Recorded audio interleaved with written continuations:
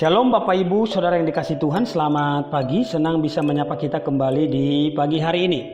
Bapak Ibu, Saudara yang dikasihi Tuhan, Tuhan itu menciptakan kita dengan free will atau kehendak bebas.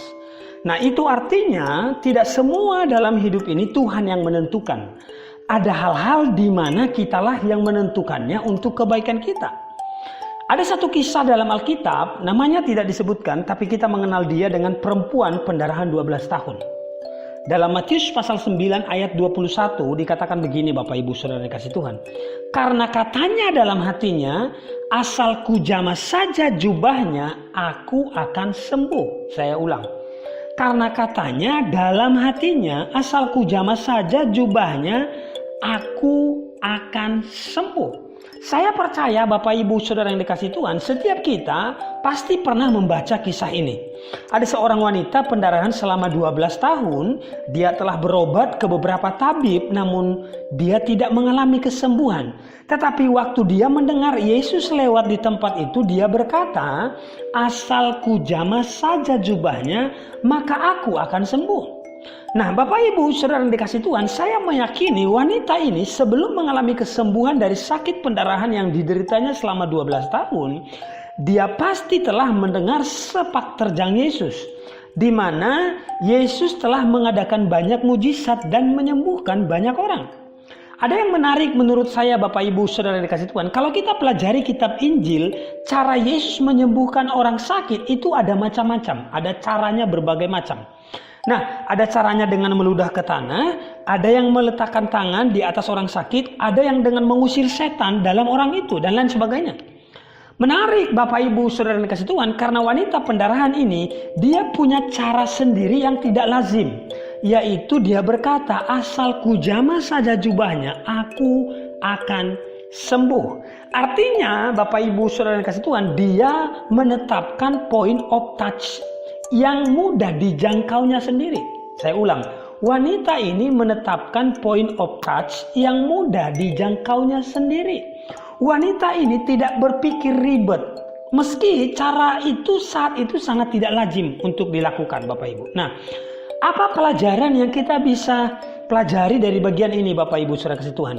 Bagaimana dia sembuh, ternyata caranya dia yang menentukan, bukan Tuhan. Saya ulang, bagaimana dia sembuh ternyata caranya dia yang menentukan, bukan Tuhan. Dan dia memilih cara yang tidak ribet. Banyak orang sekarang mau sembuh aja ribetnya minta ampun ya. Ada orang yang berkata, saya pernah dengar, dia berkata begini, saya baru sembuh kalau saya didoakan oleh pendeta Benihin ya.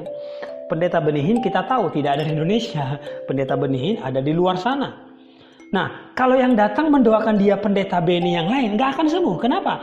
Karena dia telah menetapkan point of touch bahwa dia hanya akan sembuh kalau didoakan oleh pendeta Benihin. Jadi kalau ada pendeta Beni yang lain yang datang, meskipun ada kata Beninya, itu nggak sembuh. Kenapa? Karena dia telah menetapkan bahwa dia hanya sembuh kalau didoakan oleh pendeta Benihin. Jadi untuk sembuh saja itu ribetnya minta ampun. Tanpa kita sadari Bapak Ibu Saudara kasih Tuhan, kita seringkali menetapkan point of touch dalam hidup kita itu di tempat-tempat yang susah kita jangkau. Saya ulang. Tanpa kita sadari seringkali dalam hidup ini kita menetapkan point of touch dalam hidup kita itu kita susah untuk jangkau ya. Ada orang berkata begini, saya baru bahagia kalau saya punya rumah 5. Pas ditanya sekarang udah punya rumah berapa? Masih ngontrak. Bahagianya kelamaan. Dia tanpa sadar telah menetapkan bahagianya itu setelah punya rumah 5. Kelamaan Bapak Ibu Saudara kasih Tuhan. Bahagia sebenarnya sederhana. Kalau kita masih sehat, makan enak, bisa makan enak, itu bahagia. Harusnya modal untuk bahagia kita itu cukup. Jadi Bapak Ibu Saudara kasih Tuhan, ada orang berkata, saya baru suka cita kalau anak-anak saya semua sukses. Nah pas ditanya, anaknya ternyata semua masih sekolah, bahagianya kelamaan. Jadi apa pelajarannya pagi ini Bapak Ibu Saudara kasih Tuhan? Jangan menetapkan point of touch dalam hidup kita di tempat-tempat yang susah untuk kita jangkau. Bagaimana kita sembuh? Bagaimana kita bahagia? Bagaimana kita diberkati? Bagaimana kita sukacita? Jangan tempatkan di tempat yang sulit untuk kita jangkau. Tempatkanlah di tempat-tempat yang mudah untuk kita jangkau. Amin Bapak Ibu Saudara kasih Tuhan. Jadi hari ini tetapkan point of touch dalam hidup kita di tempat yang mudah kita jangkau. Demikian kebenaran firman Tuhan, semoga memberkati kita. God bless you.